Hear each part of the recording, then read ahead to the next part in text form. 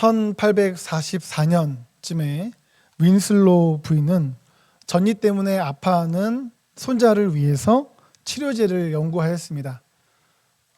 이 전이 때문에 아파하는 그 손자의 고통을 경감시켜주고자 연구한 것이죠. 그녀는 간호사 일을 하면서 배운 지식을 가지고 연구하여서 치료제를 만들었고, 이후 그 시럽은 판매되기 시작하였습니다. 이것이 그 당시에 그 약을 광고하던 그림입니다. 1849년도에 이 시럽이 시장에 나오자 수많은 사람들은 이 시럽을 구입하였습니다. 그 이유는 이 시럽을 먹이면 까칠하게 자지도 않고 계속 울던 아이들이 싹 5분 만에 잠들고 한참을 잤고, 또한 어떠한 고통이 있어도 이 약만 먹으면 그 고통이 씻은 듯 낫기 때문입니다. 그 당시에 맞벌이를 하던 가난한 노동자들은 아이들을 돌봐줄 사람을 구하기도 힘들고 어떠한 식비 지출도 아끼기 위해서 아이들에게 출근하기 전에 이 약을 먹입니다. 그럼 아이들이 5분 만에 잠들어요. 그리고 아이들이 하루 종일 잡니다. 그리고 부모님이 퇴근하시기 전에 아이가 싹 깹니다. 그리고 부모님이 퇴근하셔서 아이를 돌보는 것이죠. 그래서 사람들은 이 시럽이 굉장하다, 아이를 돌보는데 정말 편하다라고 여겼습니다. 이렇게 가정뿐만이 아니라 또한 고아원과 보육원 등 많은 아이들을 한꺼번에 돌봐야 되는 공공시설에서도 이 시럽은 아이들을 한꺼번에 재우는데 사용되었다고 합니다. 게다가 남북전쟁 시기에는 부상을 입고 돌아온 병사들이 진통제 대용으로 이 약을 먹었습니다. 그러면 아픈 것이 싹 사라지니까요. 그래서 이 시럽을 개발한 윈슬로우 부인은 어머니의 친구, 여기도 써있죠? 어머니의 친구, 고통의 해방자, 뭐 이렇게 일컬어지기도 했습니다. 이렇게 편리함과 고통을 덜어주는 시럽이었기 때문에 이것을 팔던 약국들은 입고만 되면 순식간에 매진이 되는 경우가 허다했고, 시럽을 구하기 위해서 자기 동네에 없으면 먼 동네까지 가는 경우들도 있었습니다. 그리고 이러한 인기는 미국에서 유럽에까지 수출되어 퍼졌습니다. 그래서 20세기 초까지 미국과 유럽의 모든 가정에서는 이 시럽이 필수 약품이었으며, 심지어 영국의 유명 작곡가 에드워드 엘가는 윈슬로우 부인의 진정 시럽, 이 약 이름이죠, 로 노래를 만들어서 그 부인에게 헌정하기도 했습니다. 너무 고맙다는 거죠. 너무 대단한 시럽이라는 거죠. 하지만 이렇게 굉장하다고 여겨졌던 이 시럽은 1911년도에 미국 정부에 의해서 판매가 금지되었습니다. 그 이유는 이 시럽의 성분이 아편과 몰핀, 마약 성분이었던 것이죠. 그래서 반수 치사량을 넘길 경우 아이를 사망에 이르게 할 수 있다라고 해서 미국 의학협회가 이것을 발표했기 때문입니다. 그래서 이것을 발표할 때 그 책자에 뭐라고 비난하냐면 아기 살인자라고 비난했습니다. 이 약은 아기 살인자다. 사실 그 약을 먹고 아이들이 5분 만에 잠들어서 하루 종일 잔 거는요, 잘 편하게 쉰 것이 아니라 마약에 취해서 잠든 것이었고, 실제로 이 시럽을 많이 먹어가지고 사망한 아이들도 있었습니다. 하지만 사람들이 그것을 제대로 알지 못하고 60년이나 대략 60년 정도나 그것도 모든 미국과 유럽의 가정에서 이 약을 먹였던 이유는 그 당시에 질병과 가난 그리고 영양실조로 인해서 영아 사망률이 높았기 때문에 부모들이 아이가 사망하면 질병이나 영양실조 때문이라고 생각했지 그 시럽을 전혀 의심하지 않았기 때문입니다. 또한 이 시럽이 만들어진 그 19세기에는 마약의 위험성이 알려지지 않았던 때였습니다. 그래서 그 처음에는 의사들조차도 아편, 코카인, 몰핀, 헤로인 등을 치료제로 사용을 했었고, 그래서 간호사였던 윈슬로우 부인도 그 당시 쉽게 구할 수 있는 이 아편과 몰핀으로 시럽을 만들었던 것입니다. 이렇게 60여 년 동안 많은 사람들한테 사랑을 받던 그 시럽은 역사 속으로 사라졌습니다. 그런데 굉장히 안타까운 것은 그렇게 1911년도에 미국 정부가 이건 위험하다, 미국 의학협회가 이거는 마약 성분이고 마약 성분은 정말 안 좋은 거다라고 발표했음에도 불구하고 미국 정부의 이 약 금지 판매 조치에 많은 학부모들이 반대했다고 합니다. 이 편한 거를 판매 금지하더니 그래서 실제로는 1930년대까지 암암리에 이 약이 판매되고 사용되었었다라고 합니다. 그러니까 이처럼 수많은 이들이 오랜 시간 동안 찾고 좋아한다라고 해서 그것이 무조건 진실이고 가치 있고 생명이다라고 할 수는 없습니다. 이것은 영적인 영역에서 더욱 그러합니다. 예수님께서는 말씀하셨습니다. 마태복음 7장입니다. 좁은 문으로 들어가라. 멸망으로 인도하는 문은 크고 그 길이 넓어 그리로 들어가는 자가 많고 생명으로 인도하는 문은 좁고 길이 협착하여 찾는 자가 적음이라. 사람에게는 죄된 본성이 있습니다. 그래서 영적으로 다수가 많은 사람들이 향하는 큰 문, 넓은 길은 오히려 멸망을 향한 것이라고 말씀하고 있습니다. 그러나 찾는 자가 적은 좁은 길은 생명으로 인도한다. 이 파란색 부분에서 보이시죠? 네, 그렇게 말씀하고 있습니다. 그래서 아예 이 처음에 형광색 펜으로 칠한 부분 보시면 좁은 문으로 들어가라 주님은 말씀하고 계십니다. 그렇다면 많은 이들이 찾는 대다수 이들이 선택하는 그 넓은 길이라는 것은 구체적으로 어떤 것일까요? 이 말씀은요, 마태복음 7장 13절부터 27절에 나오는 네 단락의 메시지 중에서 하나의 메시지입니다. 그런데 앞으로 2, 3, 4 메시지가 있거든요. 그런데 이 메시지들은 1번의 메시지처럼 넓은 길, 좁은 길처럼 이게 대조가 되는 것처럼 2, 3, 4번도 각각이 대조가 되고 있습니다. 그래서 7장 15절부터 20절에서는 예수님께서 못된 나무와 좋은 나무를 대조해서 말씀하고 계시고요. 또한 21절에서 23절까지는 예수님께서 거짓 선지자와 참된 제자를 대조하면서 말씀하시고요. 또한 24절부터 27절까지는 어리석은 사람, 어리석은 건축자와 지혜로운 건축자, 지혜로운 사람을 대조하면서 말씀하고 계십니다. 그렇다면 이것들의 특징은 무엇입니까?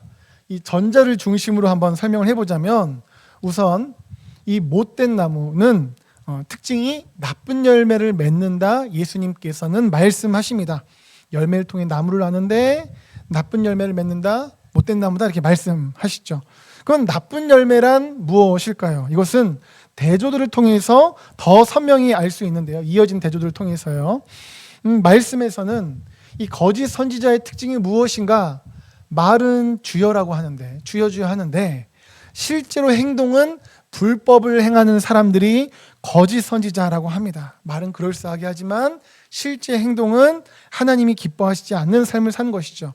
이것은 이어지는 24절에서 27절에 나오는 대조에서도 볼 수 있습니다. 어리석은 사람의 특징이 뭐냐면 주님의 말씀을 행하지 않는 사람이라고 합니다. 주님의 말씀을 들어도 행하지 않는 사람이 어리석은 건축자이고 지혜로운 사람은 들은 것을 행하여서 반석에 지은 집과 같다. 주님께서는 말씀하십니다. 3, 4번도 유사하죠. 3번에서는 말은 주여라고 하지만 행하지 않고 4번에서는 듣기는 하지만 말씀을 행하지 않고, 그렇죠? 이렇게 말씀의 문맥은 결국 주님의 말씀을 행하지 않고 불순종의 나쁜 열매를 맺는 것이 문제다라고 이 빨간색 부분들에서 대조를 통해서 강조하고 있는 것입니다. 그리고 우리는 이러한 문맥을 통해서 요 1번의 넓은 길에 대해서도 우리가 충분히 이해할 수 있겠습니다.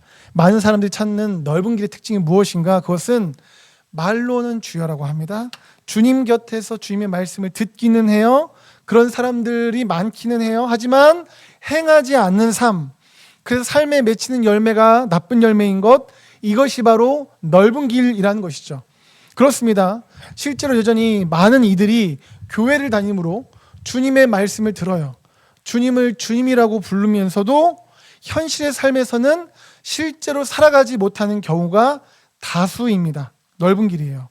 교회에 속해 있으면서 정말 들은 하나님의 말씀을 따라 살고 정말 내가 주님이라고 고백하는 것처럼 내 삶의 주인을 주님 삼고 그렇게 실제로 순종하며 살아가는 사람은 좁은 길, 소수라는 것이죠. 이렇게 교회에 속해 있지만 하나님을 따르지 않는 이들이 다수라고 해서 나도 예수 믿어. 근데 교회 다니지 마.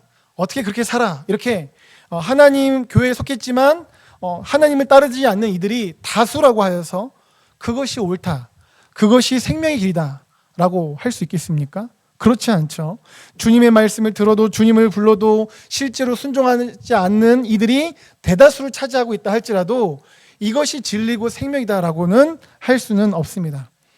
사랑하는 여러분, 여러분들께서는 어떠십니까? 여러분들께서는 대다수가 가고 있는 그 많은 이들이 가고 있는 넓은 길, 그것이 아니라 좁은 길로 가고 계십니까? 그래서 정말 구원받은 자답게, 주님을 주님으로 믿는 자답게 실제의 삶에서도 말씀을 따라 순종하며 살아가고 계십니까? 안타깝게도 이 시대에 많은 이들이 교회에 속하여 주의 말씀 듣고 주님을 부르지만 실제의 삶에서는 주님이 우선되지 않습니다. 주님을 따르지 않고 있습니다. 그리고 이러한 모습은 포로기 이후의 유다 백성들의 모습이기도 하였습니다. 하나님께서는 바사 왕이었던 고레스 왕의 마음을 감동하셔서 그가 온 나라에 이렇게 공포하도록 하십니다. 바사 왕 고레스는 말하노니 하늘의 하나님 여호와께서 세상 모든 나라를 내게 주셨고 나에게 명령하사 유다 예루살렘에 성전을 건축하라 하셨나니 이스라엘의 하나님은 참 신이시라. 너희 중에 그의 백성된 자는 다 유다 예루살렘으로 올라가서 이스라엘의 하나님 여호와의 성전을 건축하라. 그는 예루살렘에 계신 하나님이시니라. 아멘. 2절 말씀 세 번째 줄, 이 말씀에서 세 번째 줄 보시면 하나님께서 어떤 말씀을 하셨다고 합니까? 성전을 건축하라 라고 고레스 왕을 통해서 유다 백성들에게 선포하십니다. 그래서 고레스 왕은 자신의 왕국의 포로로 있던 유다 백성들에게 예루살렘으로 돌아가서 그 하나님의 말씀에 순종하여 성전을 지으라 라고 말씀하며 포로 귀환 명령을 내리는 것이죠. 그래서 밑에 세 번째 줄 유다 예루살렘으로 올라가라 이렇게 포로 귀환 명령을 고레스 왕이 내리게 됩니다. 이러한 명령에 따라서 유다 백성들은 귀환을 하게 됩니다. 그리고 성전 건축을 시작해요. 하나님 말씀 따라서 말이죠. 에스라서 3장 8절입니다. 예루살렘에 돌아온 자들이 공사를 시작하고 20세 이상의 레위 사람들을 세워 여호와의 성전 공사를 감독하게 하매, 이렇게 유다 백성들이 공사를 시작을 합니다. 하지만 여러 어려움들이 곧 닥쳐가지고 기반 지대만 놓고는 그런 공사가 중단이 됩니다. 이렇게 어려움으로 인해서 공사가 중단된 다음에 16년이라는 긴 시간이 흐릅니다. 아니, 하나님께서 분명히 고레스 왕을 통해서 성전을 건축하라고 말씀하셨는데 어려움이 있어서 공사를 시작했다가 멈추더니 아예 그것을 놔버린 것이죠. 16년이면 그냥 놓은 거 아닙니까? 그렇죠? 이렇게 하나님의 말씀, 성전 지으라는 하나님의 말씀이 분명히 있었지만 결국 놔버린 불순종의 삶, 이것이 대다수의 모습이었으며 또한 유다 백성들의 모습이었습니다. 우리가 어제부터 큐티하기 시작한 학개서는 이러한 배경에서 시작이 됩니다. 성전을 건축하라는 하나님의 말씀을 무한정 이 핑계 저 핑계 되면서 미루면서 결국 불순종하고 있는 유다 백성들을 향해서 하나님께서는 학개 선지자를 통해서 이렇게 말씀을 하십니다.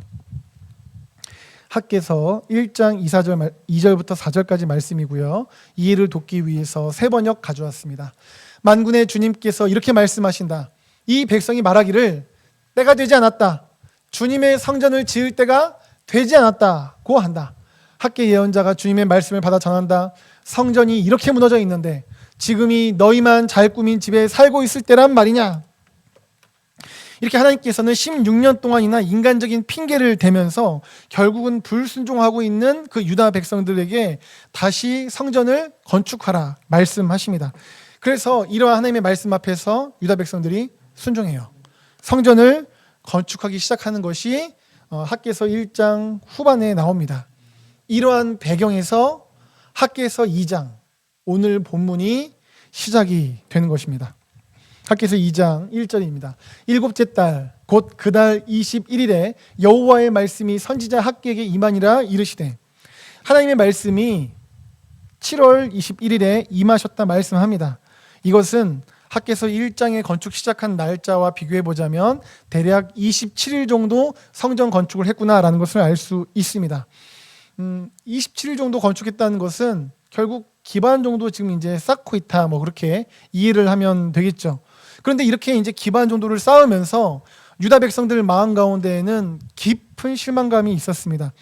그것은 성전 기초를 공사를 하면서 보니까 옛날에 솔로몬이 지었던 그 엄청난 성전에 비해서는 지금 자신들이 짓고 있는 성전이 보잘것없이 보였기 때문입니다. 3절 보시면 너희 가운데 남아있는 자 중에서 이 성전의 이전 영광을 본 자가 누구냐? 이제 이것이 너희에게 어떻게 보이느냐? 이것이 너희 눈에 보잘것없지 아니하냐? 유다 백성들 눈에 자신들이 짓기 시작한 성전이 보잘것이 없어 보였습니다. 이전 성전 솔로몬은 엄청나게 지었는데 이번 성전은 그렇지 못했던 것이죠. 그랬기에 성전을 지으면서도 그들의 마음 가운데 실망감이 가득했던 것입니다. 게다가 본문 당시가 7월 21일이라고 하는데요. 이것은 초막절이라는 이 3대 절기 중에서 하나의 마지막 날이었습니다. 초막절이라는 절기의 특징은 무엇이냐면요. 추수해서 거둔 것을 하나님께 감사하며 드리는 절기가 초막절이었습니다. 그래서 지금 그런 초막절이었다. 게다가 솔로몬 성전이 이전에 있었죠. 근데 그 이전에 있었던 솔로몬 성전이 엄청나게 지어서 하나님께 봉헌을 했었는데 그 봉헌을 언제 했느냐? 바로 초막절 때 그 엄청난 솔로몬 성전이 봉헌을 했었습니다. 이러한 보잘것없이 지금 짓고 있는데 초막절을 보내고 있어요. 초막절을 보내고 있는 유다 백성들은 어떻습니까? 하나님 말씀 순종해서 성전 짓고 있지만 이제 시작입니다. 갈 길이 많이 남았습니다. 추수하여 많은 것을 거두며 감사하는 초막절을 보내고 있지만 자신들은 상반되게 이제 시작을 하고 있는 것이에요. 이제 27일 지났습니다. 게다가 이 초막절에 솔로몬은 그 엄청난 성전을 봉헌했어요. 초막절이 지나갈 때마다 성전 봉헌했던 것을 기억하지 않을까요? 그런데 자신들은 그 엄청난 성전을 봉헌했던 그 초막절에 보잘것없어 보이는 성전을 짓고 있습니다. 이렇게 본문은 하나님 말씀에 순종하여 성전을 짓고 있는데 이러한 요인들로 말미암아 깊은 실망감에 빠져 있는 이들을 보여주고 있습니다. 그런데요, 여기서 잠시 성전에 대해서 좀 생각해 봤으면 좋겠습니다. 이 시대의 성전은 무엇입니까? 예수 그리스도 십자가로 말미암아 성도가 성전입니다. 성도가 거룩한 성전입니다. 고린도전서 3장 16절 17절 너희는 너희가 하나님의 성전인 것과 하나님의 성령이 너희 안에 계신 것을 알지 못하느냐? 누구든지 하나님의 성전을 더럽히면 하나님이 그 사람을 멸하시리라. 하나님의 성전은 거룩하니 너희도 그러하니라. 예수님의 십자가로 말미암아 성도는 하나님을 모시는, 주님을 모시는 성전이 됩니다. 그렇기에 성전인 우리는 우리 안에 계신 성령님을 따라 살며 거룩의 삶을 살아가야 합니다. 이렇게 우리는 성전된 우리 자신을 거룩하게 하나님 앞에서 세워가야 하는데요. 근데 마치 오늘 본문에서 하나님의 말씀을 따라서 성전을 건축하지만 보잘것없이 보여서 여러 가지로 실망하며 좌절하던 유다 백성들과 같이 이 시대의 성전인 성도가 하나님의 말씀을 따라서 자기 자신을 믿음으로 영적인 성전으로서 세우려고 하지만 자기 자신의 믿음이 대단해 보이지 않아서 여러 가지로 실망하는 모습이 우리들 안에 있을 수도 있다라는 것이죠. 물론 구원받은 하나님의 자녀로서 하나님의 말씀을 순종하고자 그 거룩의 삶을 살아가며 성전인 자기 자신을 세우고자 하는 것 자체가 너무나 귀하고 사실은 소수입니다. 왜냐하면 대다수는 학개서 1장의 유다 백성들과 같이 아직 하나님의 말씀을 들어도 주님을 불러도 여러 핑계 대면서 불순종하는 넓은 길 인생을 살기 때문입니다. 그러나 아직 하나님의 말씀을 따르지 않는 그러한 넓은 길 인생은 학개서 1장의 말씀을 보시면 하나님 말씀 앞에서 자기 행위를 살피라고 말씀하시거든요. 그렇게 내 자신이 아직 넓은 길 인생과 같이 하나님을 따르지 않는 삶을 살고 있다? 그렇다면 말씀 앞에서 자기의 행위를 살핌으로 회개하고 하나님 말씀에 순종함으로 영적인 성전인 자기 자신을 거룩함으로 세우기 위해서 나아가야 합니다. 그러나 그 다음 단계죠. 학개서 2장의 유다 백성들과 같이 구원받은 자로서 하나님께 순종함이 이제 자기가 있어요. 순종하고자 합니다. 그런데 그 길이 좁은 길입니다. 험난합니다. 소수가 가는 길이에요. 근데 그렇게 길을 가는데도 자기 자신이 볼 때는 눈에 보잘것없어 보인다고 여겨집니다. 내가 주님을 따라 살려고 하지만 자기의 믿음이 아직 보잘것없이 여겨지는 것이에요. 혹시나 우리가 이렇게 믿음으로 살고자 하지만, 그래서 성전인 우리 자신을 거룩하게 세우고자 하지만 여전히 우리의 믿음이 보잘것없어 보일 때 우리는 어떻게 해야 되겠습니까? 하나님께서는 성전을 세우다가 보잘것없이 여겨지는 그들을 향해서 어떤 말씀을 하셨습니까? 우리가 본문 4절은 함께 읽어보겠습니다. 이 말씀 같이 읽어봅니다. 시작. 그러나 여호와가 이르노라. 스룹바벨아 스스로 굳세게 할지어다. 여호사닥의 아들 대제사장 여호수아야 스스로 굳세게 할지어다. 여호와의 말이니라. 이 땅 모든 백성아 스스로 굳세게 하여 일할지어다. 내가 너희와 함께 하노라. 만군의 여호와의 말이니라. 아멘. 우선 이 말씀에서 하나님의 말씀이다, 하나님이 말씀한다, 하나님의 말씀이다라는 것이 3번이나 반복되며 선포하므로 이 구절의 메시지가 하나님의 권위와 능력 가운데 선포되고 있음을 강조하고 있습니다. 그렇다면 하나님이 말씀한다, 이 하나님께서 중히 여기시는 그 권위 가운데 선포되어지는 메시지가 어떤 메시지입니까? 이 한 절에서 3번이나 반복되는 메시지가 있어요. 명령이 있습니다. 명령형인데 이것은 스스로 굳세게 해라 라는 것입니다. 사실 원문을 보시면 스스로라는 단어 자체가 사실은 없습니다. 굳세게 할지어다 라는 것도 원어의 어근을 살필 때에 이것은 자기 자신 스스로 강해지는 것과 사실은 완전히 먼 의미입니다.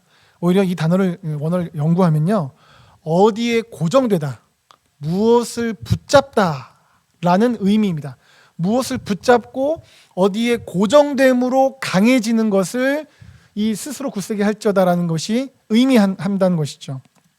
그래서 이 빨간색 이 단어와 같은 원어 단어가 쓰인 성경 구절을 조금만 찾아보면, 예를 들어서 창세기 19장 16절에서 그러나 롯이 지체함에 그 사람들이 롯의 손과 그 아내의 손과 두 딸의 손을 잡아 할 때 이 잡아라는 단어가 방금 전에 쓰였던 원어 단어이고요.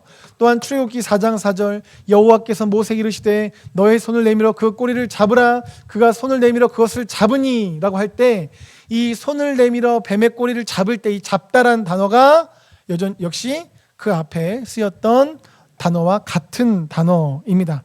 그래서요, 여호수아서 1장을 보시면 너의 평생에 능히 너를 대적할 자가 없으리니 내가 모세와 함께 있었던 것 같이 너와 함께 있을 것임이라. 내가 너를 떠나지 아니하며 버리지 아니하리니 강하고 담대하라.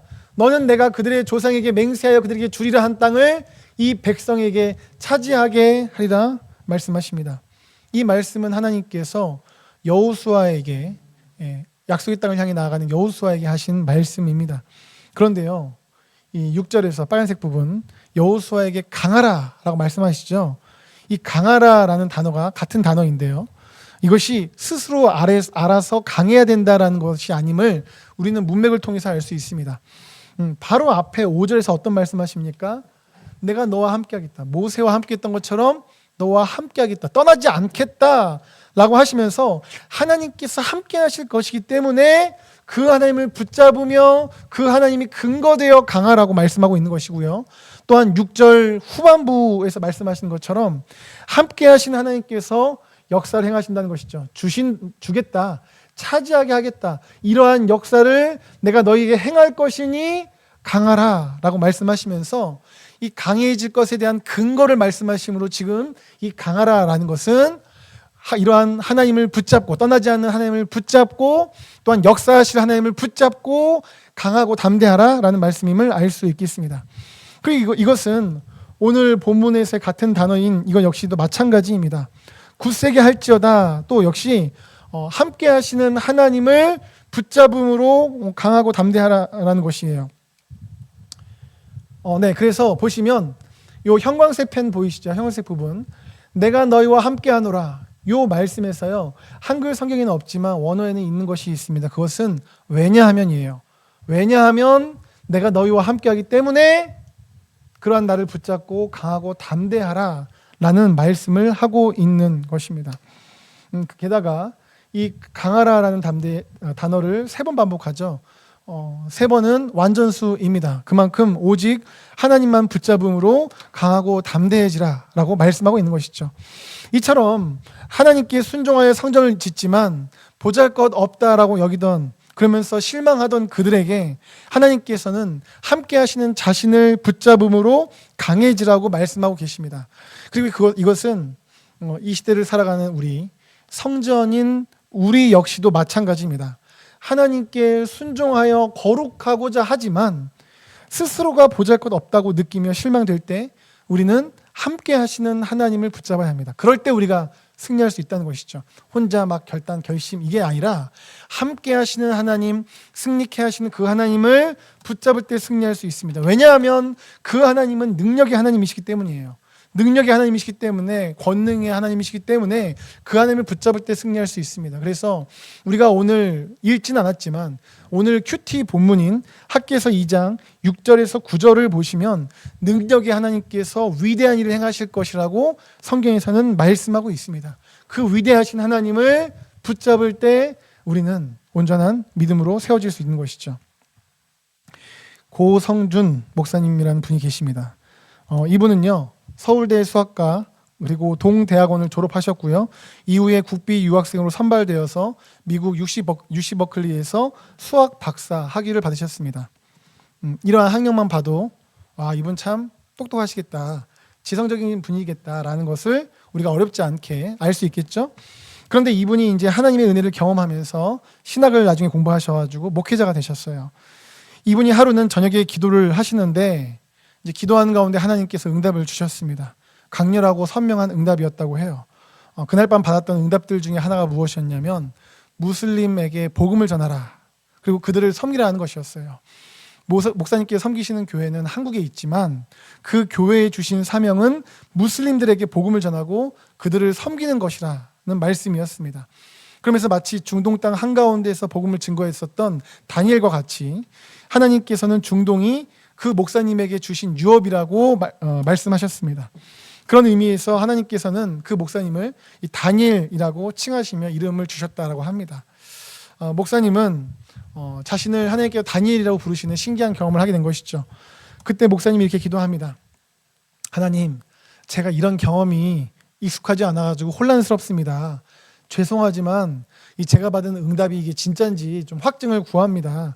며칠 뒤에 목사님 한 분과 점심 약속이 있는데 그분을 통해서 저를 다니엘이라고 부르시면 그것을 확증 삼겠습니다. 그리고 나서 며칠 뒤에 어떤 목사님을 만나서 식사를 같이 하시고 많은 이야기를 나누셨어요. 그리고 교제를 마치시고 나서 함께 손을 잡고 기도하시기 시작했습니다. 참고로 그 목사님은 이제 외국분이세요. 영어로 하셨습니다. 근데 그 목사님의 첫 마디가 무엇이었냐면, 주님, 이 사람은 당신의 다니엘입니다. 영어로 하셨겠죠? 라고 고백을 하시더래요. 그걸 듣는 순간 이제 이 목사님 입장에서는 머리가 하얘지는 겁니다. 아무 생각도 들지 않더래요. 그런데 그 목사님이 이어서 이렇게 기도를 하시더래요. 비록 그의 교회는 한국에 있지만 그들의 유업은 무슬림입니다. 이렇게 영어로 기도를 해주시더래요. 그 기도해 주시는 목사님의 기도는 며칠 전에 그 고성준 목사님께서 받은 응답 그대로 되풀이되고 있는 기도더래요. 근데 그 똑똑하고 지성인인 목사님께서 이러한 하나님의 초월적인 역사를 경험하면서 하나님의 뜻이 거기에 있구나라는 것을 깨닫게 됩니다. 하나님이 능력의 하나님이십니다. 그래서 때로는 초자연적으로 말씀하시고 역사하셔요. 그렇게 이제 하나님의 뜻을 이 목사님이 확신하셨어요. 그래서 이 무슬림 지역에 여러 가지 방법으로 복음을 전하면서 하나님의 살아계심을 경험하게 되는데요. 그 중에서 2009년도에 목사님의 교회에서 사역을 하시던 전사님께서 이제 시리아로 헌신을 하셨어요. 그래서 시리아 선교사로 가셨습니다. 그런데 아시는 분들은 아시겠지만 2011년도, 그러니까 2년 뒤에 시리아에서는 내전이 발생했죠. 그래서 이 파송 선교사님 팀은 난민이 되었어요. 택시를 타고 가고 그러다가 이제 아이들 손을 잡고 국경을 넘어가게 된 겁니다. 요르단에 넘어온 선교사님들은 이제 다른 선교사님들과 연합을 해가지고 시리아에서 넘어오는 난민들을 그때부터 돕기 시작한 거예요. 한국 교회에서는 이제 서포트하고 거기 계신 선교사님들은 그 물품들을 받아가지고 그 분들을 섬긴 것이죠. 필요한 음식도 가져다주고 추위를 덮을 담요도 챙겨다주고 근데 그렇게 섬기면서 자연스럽게 복음을 나누게 되었는데 놀라운 일이 벌어졌습니다. 그 무슬림 분들이 복음을 받아들인 거예요. 이전에 시리아에서는 복음을 전해도 전혀 반응이 없었는데 요르단에 넘어오니까 마치 다른 사람이 된 것처럼 예수를 영접하고 그리스도인들이 막 되는 겁니다. 이것은 비단 난민들을 섬겼던 다른 선교사님 팀들도 마찬가지였다고 합니다. 엄청난 그 무슬림 추세의 역사가 그 난민촌에서 일어나기 시작한 거예요. 이러한 놀라운 변화에는 몇 가지 이유가 있던 것으로 목사님 생각하셨는데, 우선은 그 시리아 분들이 난민이 되면서 마음이 가난해졌기 때문에 복음의 마음이 덜 열렸고, 게다가 시리아에 살 때는 어떤 사람이 복음을 듣고 예수님을 믿고 싶어도 믿을 수가 없었답니다. 왜냐하면 무슬림들은 기본적으로 이슬람은 공동체를 중심으로 한대요. 그래서 서로 본의 아니게 감시할 수 있다는 것이죠. 그런데 난민이 되면서 그 공동체가 붕괴가 된 거예요. 그러니까 아무도 서로를 간섭하지 않는 것이죠.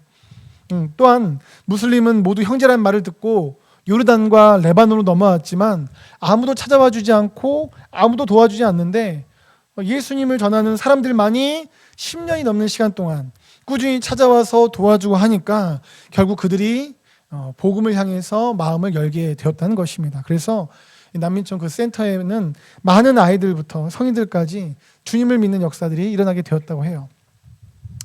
무슬림 하면 어떤 생각이 듭니까?